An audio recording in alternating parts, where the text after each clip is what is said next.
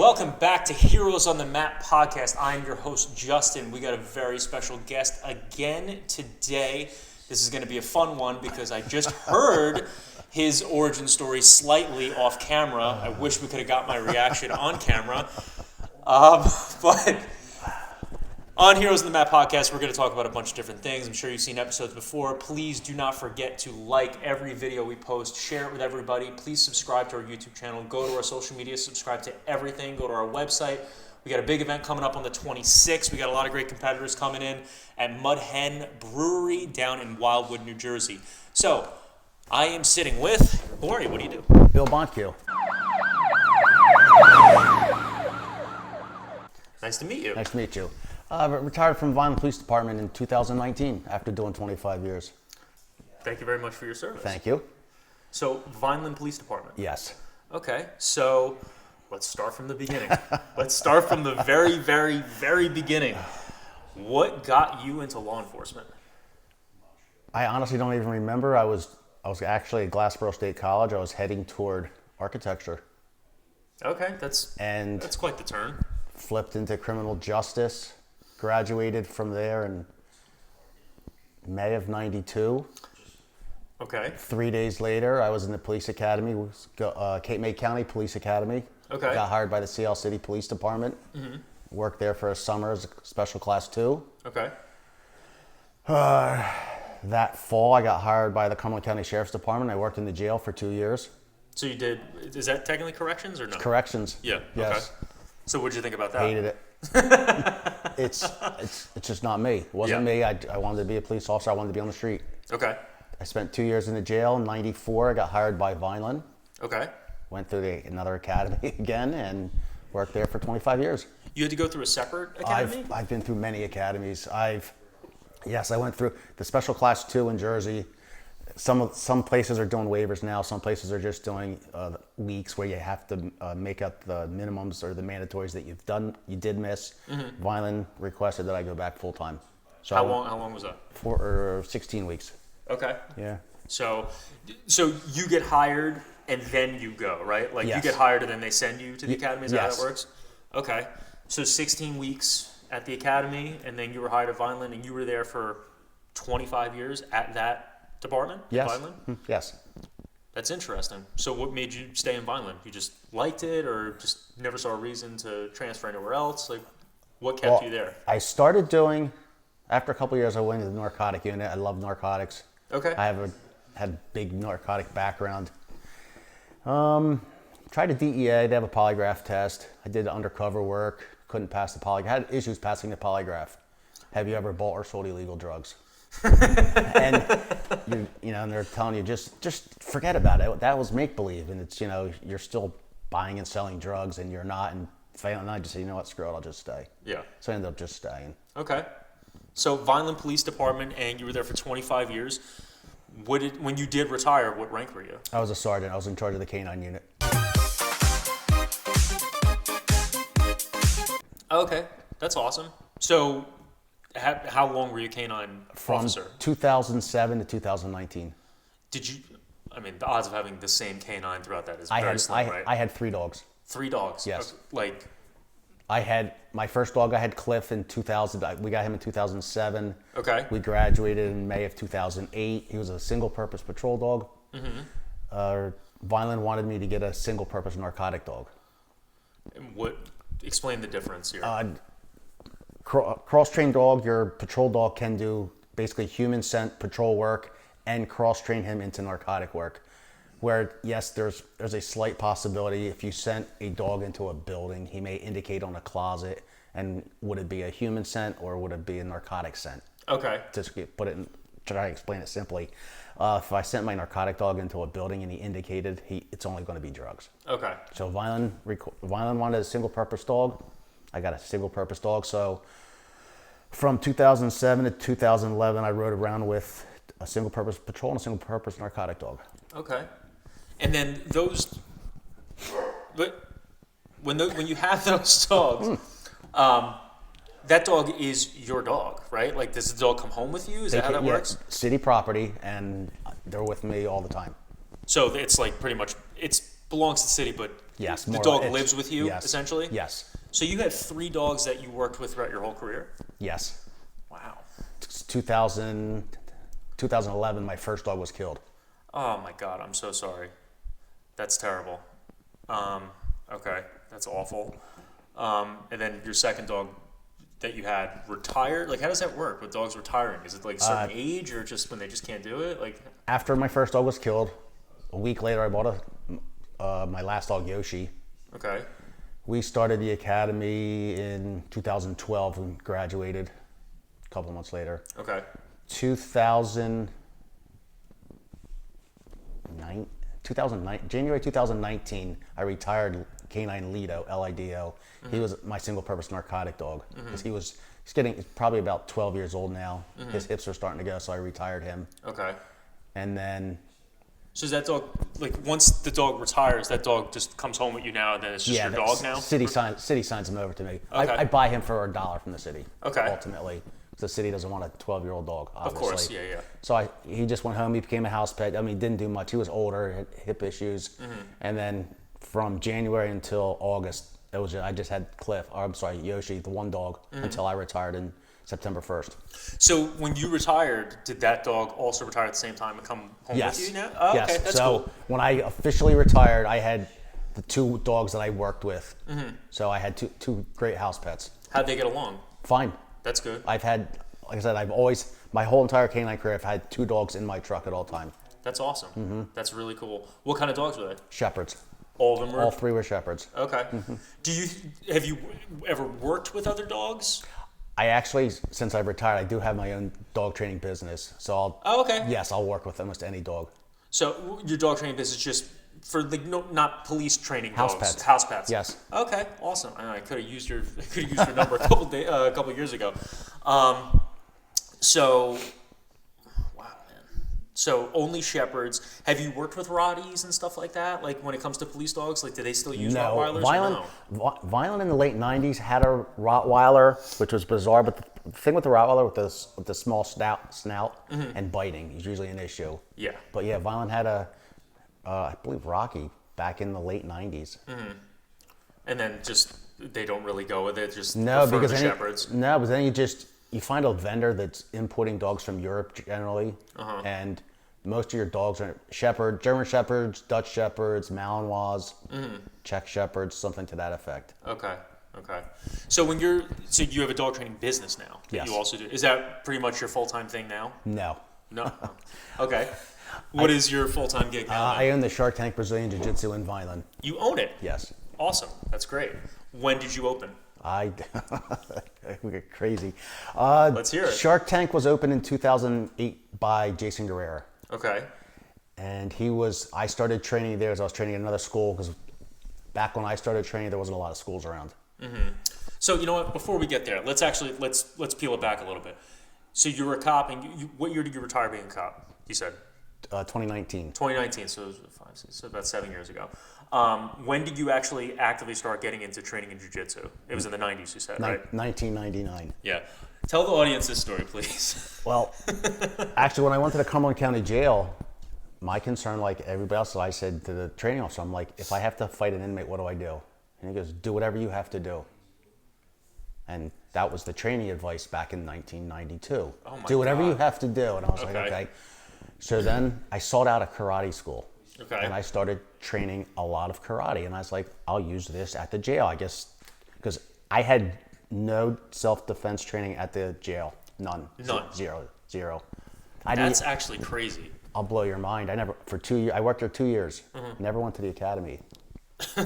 So you were just this taking it off the street guy. They gave me 5 days of training and put me in the jail. Wow.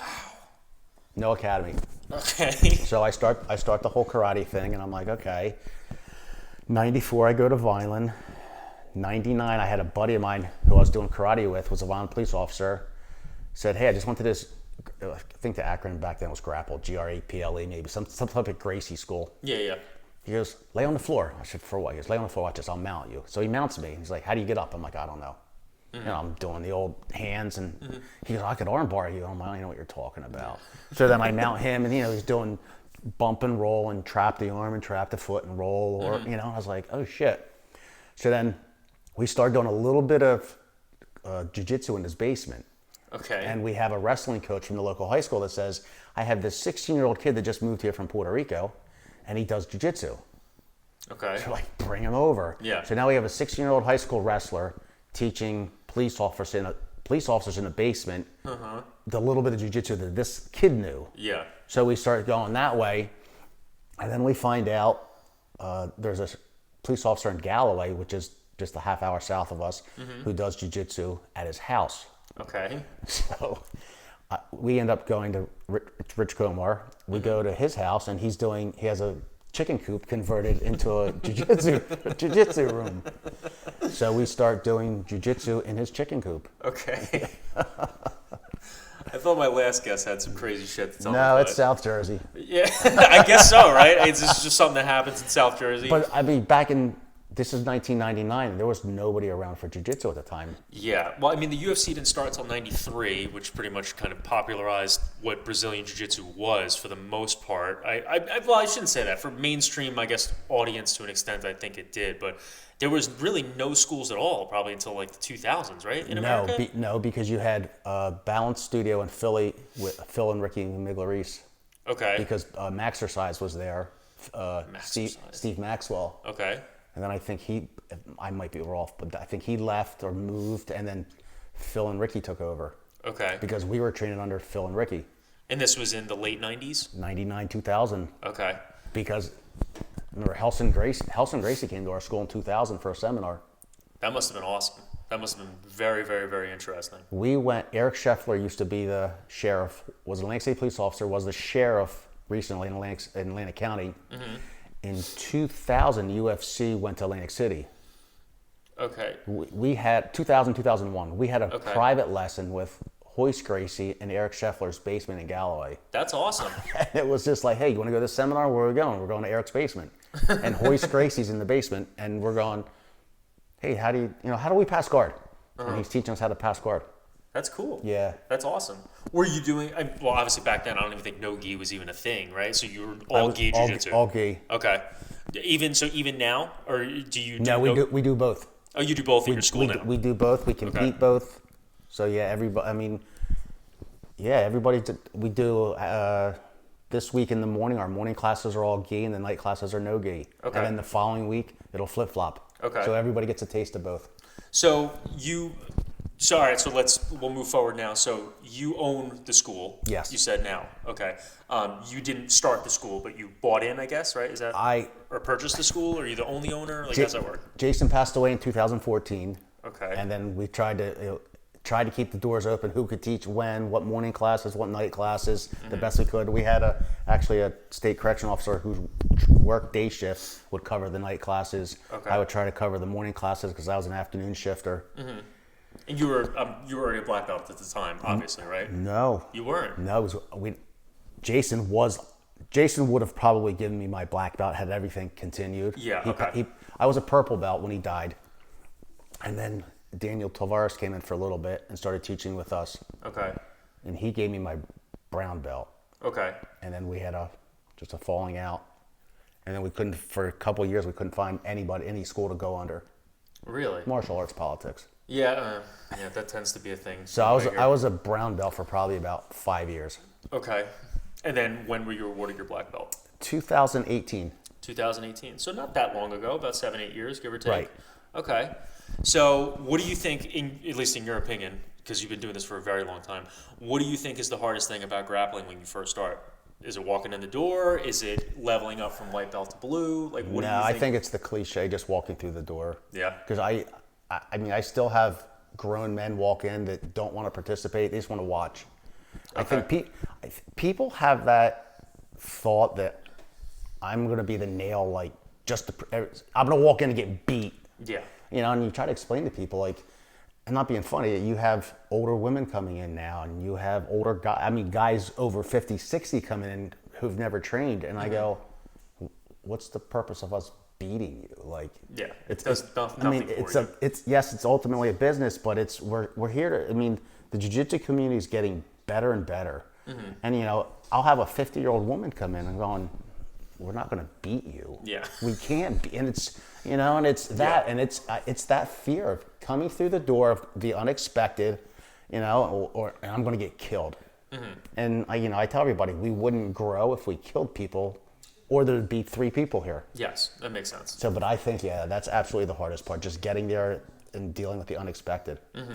So you've seen it from the beginning until now, and obviously it's changed drastically over the even in the past 10 years. The growth of the sport is crazy. I mean you see now, and especially like with the UFC and stuff. But even with what they're getting into with UFC BJJ, and now obviously we have Heroes in the Mat as a promotion, Cage Fury grappling, like that's growing at an alarming rate.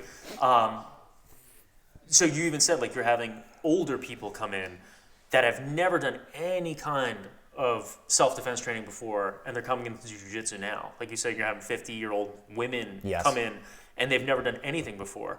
How do you start training someone who is older, who has never done it? Like, how do you start doing that with someone? I think the hardest part to get people to understand is, and I explain this, I tell the older person, you're never going to be me. But I go like this, I'm never going to be the 30-year-old brown belt. Yeah. Because it's people, we get in this habit of comparing ourselves to each other. And I try to explain to all my students, just because, this person gets a blue belt and you don't have a blue belt, you're not there yet. Or going back to the older people, it's, am I holding everybody back? No. I'm not moving as fast as everybody. You're never going to move as fast as the guy half your age. Yeah. And I still say it now. I'm rolling with kids half my age, and they don't look at it that way, and they don't. Some do care and some don't care. But I go like this: I'm never going to move at your speed ever. It's not that I can't. It's like I'm just older now. So when you explain to the new older people coming through the door, go, don't compare yourself to anybody else in this room but yourself, because you're going to improve. But you're not going to be the 25 or 30-year-old kid. And that's the hard part for people to understand. Yeah. No, I definitely, well, I mean, ego with everybody, I think, is definitely an issue. Not just with this, I think with everything. You know what I mean? Like, yes. A lot of people can't get out of their own way. And, and that stems right back into law enforcement, which is why a lot of people get in trouble. It's just people getting in their own way, making bad decisions and so on and so forth. So when you took ownership of the school, like how was that process? I mean, did you ever own a business yet at the time, or was that like the first time you've ever gotten involved in owning a business when you first kind of took over? No, because what actually you went and talked about earlier, my jiu-jitsu school's inside gymnastics school.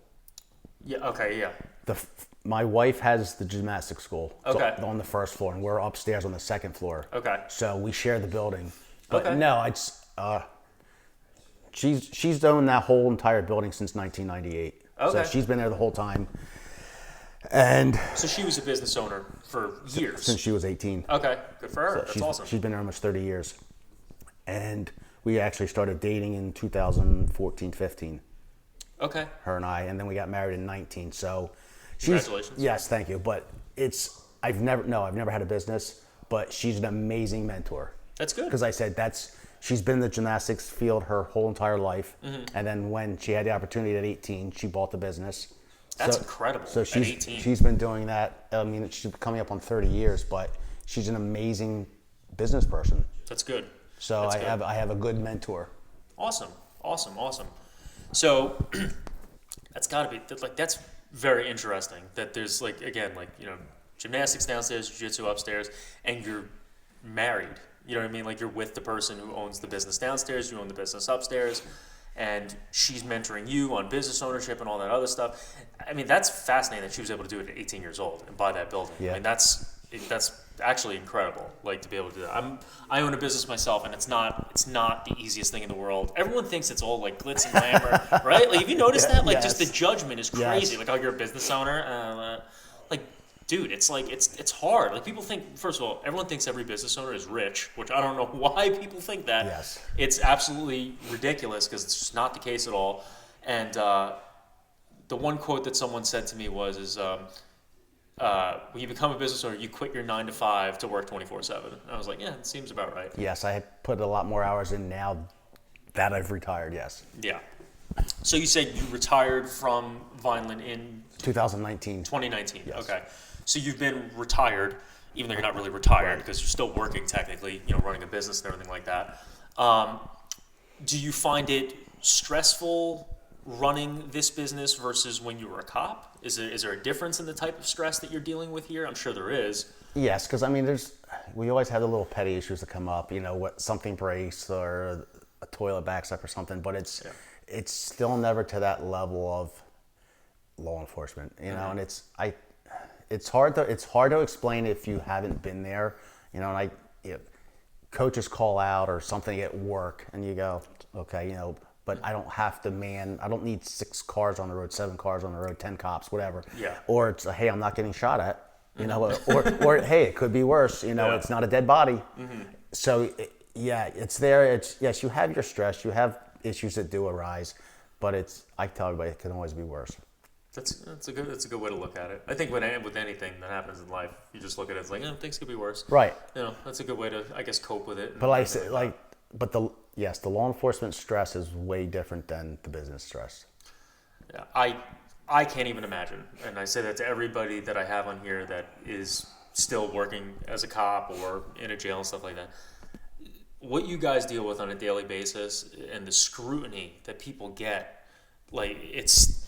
Like I said, I watched the body cam footage, and just the first thing that runs through my head is like, what is wrong with people? Why, everybody wants to argue about every little thing, and then the moment you guys, I don't want to say lose your patience, but the moment it's like, all right, that's it, all right, get out of the car. Oh, no, please. It's like, where was this 10 minutes ago when I was just being nice to you? Now, the patience you guys have to show is honestly unbelievable, and you have a gun.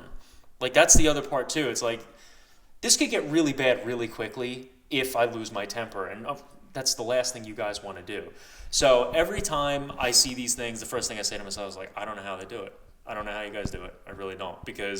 And my wife says to me all the time, she's like, you would have shot this guy, 100%. 100% within 10 seconds, you would have shot this dude. Because immediately, just arguing over nothing. It's like, yo, you were going to get a ticket. That was it. Right. Why did you escalate this into a felony? That was so unnecessary to do. And you're a canine cop, so most of the time when you're dispatched on a scene, I'm sure it's not your basic. I mean, do canine cops do traffic stops normally? Is that a thing? How does that work? Yeah, we do. Yeah. Yes. So, when you're called out to stuff, you had a drug sniffing dog, of course, right? So you're patrolling the road like a normal patrolman would, right? But you just have the canines with you and everything. Do you bring the dog out every time? How does that work? We were assigned a lot. When I was there, a lot less work, as not to get tied up. Okay. I wouldn't do any major investigations, no collisions, no DWIs, nothing that would take me off the road for a prolonged amount of time. So my dogs were available. Okay. So you pretty much were, I don't want to say on call, but on call to other bigger things. Right. A lot of times. If you made a car stop, I'd be, instead of taking somebody else to back you up, I would back you up. Okay. Or if somebody else to make a car, I'd be the second man. Mm-hmm. But to leave the non-canine guys available, I would be there and back everybody up. You look like you've been in a skiing accident. Gotcha. Were you the only? No, how many canine cops were there? We had 6 at one time. Oh, okay. Wow. That's how many cops are in Vineland PD? 150, 160. Oh, wow. That's a lot. It's a bigger department. Yeah, that's a lot. Well, it's a bigger, smaller. Yeah. Well, Vineland's a big area, right? I mean, 69 square miles. I'm bad with math. Is that big? Yeah, I think it's the biggest. How big is Tom's River? Does anyone know here? I think it's biggest city in Vineland, or the state. Is it really? Yeah. Oh, okay. All right. Well, then it makes more sense. So, oh man. So now that you're retired, though, from being, do you miss it? Not at all. No. Really? No, it's. I did my 25. I gave the city everything I had. Mm-hmm. I'd say I gave taxpayer every penny they paid, and it's just time for the next chapter. That's awesome. As far as competing, though, what's your competition experience? Did you compete when you were younger? I've always competed in some sport, but I started, I guess, 2000, my first white belt tournament. Okay. I started competing jiu-jitsu in the gi. I've been I did. I did Cage Fury 1. Oh, you did? Cage Fury 1, Cage Fury 2, Cage Fury 7. Okay, that's awesome. I didn't know that. IBJJF Pans, Nogi. I went to Masters last year. I've done Pans in Florida. So you've been competing a lot. Do Yeah. you feel as though it's necessary for people that are doing it, I guess you call it recreationally, do you think it's necessary for them to compete at least once? No. No. Everybody's doing, my opinion, everybody's doing jiu-jitsu for their own reasons. Okay. And like I said, I don't force any of my students to compete. I don't force anybody. If you don't want to compete and if you're not comfortable competing, I don't think I should force you to compete or make it a requirement. Yeah, I guess that makes sense. So I said, because it's, people come in for their reasons. It's their therapy. I'm not going to force something on you if you don't want to compete. That's understandable. Do you have anything on the docket for when you're going to compete next? Heroes on the mat. Which one? April 26th. April 26th. Who's your opponent? I don't know. You don't know your opponent yet? I know who. If I looked at the Instagram page, I'd tell you I don't know his name. I don't. Okay. So I take it as you're not going to watch tape or anything like that? No, I do something different. I'll tell one of my black belts the guy's name. Okay. And he'll run tape on him. Okay. And then he'll go, here's where we're starting. We're starting in this position. We're starting here. We're starting there. Okay. So and it's, I have a great group of people around me, and I depend upon them to, Mike or Tim will say, hey, we're going to train this with you today. I'll go, okay. Because I'll let them watch. They'll watch because they'll get familiar, and then from a coaching perspective, they help me out. Okay. That's good, though. I mean, you have someone watching some yes, tape. absolutely. Yeah. Okay. How old is your opponent? I believe 58 years old. 58 years old? Yes. How old are you? 56. 56. Okay. How do you feel about competing against a guy who is 58 years old? I have no problem. And I hate the cliche stuff, but leading by example, because you look around and you're seeing more and more older guys still competing and still just training in general. Yeah. And I remember years ago going to a Naga and hearing Kip go, we have guys over 40, there's like 52 guys over 40 here, or something crazy. And it's, but you see it.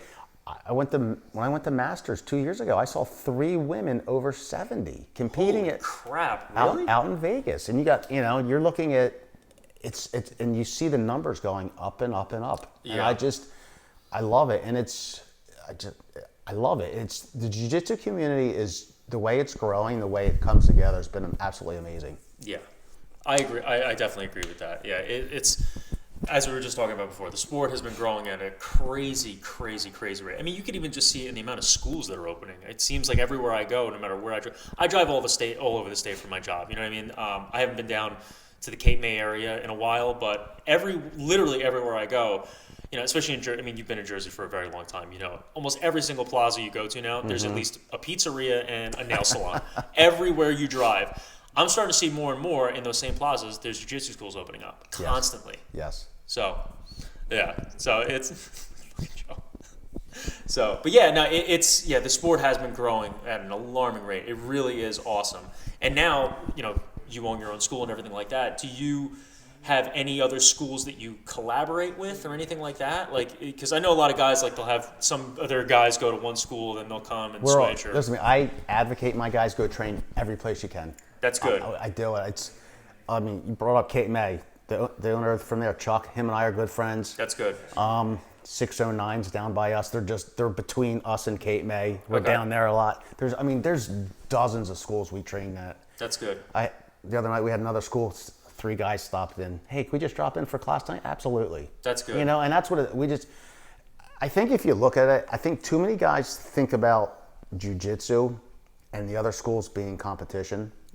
And if everybody would stop thinking about the other school, the jiu-jitsu school as a competitor, especially with my kids' classes, the other schools aren't my issue. It's baseball season, and football season, and wrestling. Yeah. That is my competition. Yes. And if everybody, our guys, we get along with the other schools. There's no nonsense. There's no drama. It's not that old Karate Kid mentality. Yeah. Dojo storming shit. It's like we get along with them, and it's, we refer to ourselves, the cousins in the South or the cousins in the North, and we're all over the place.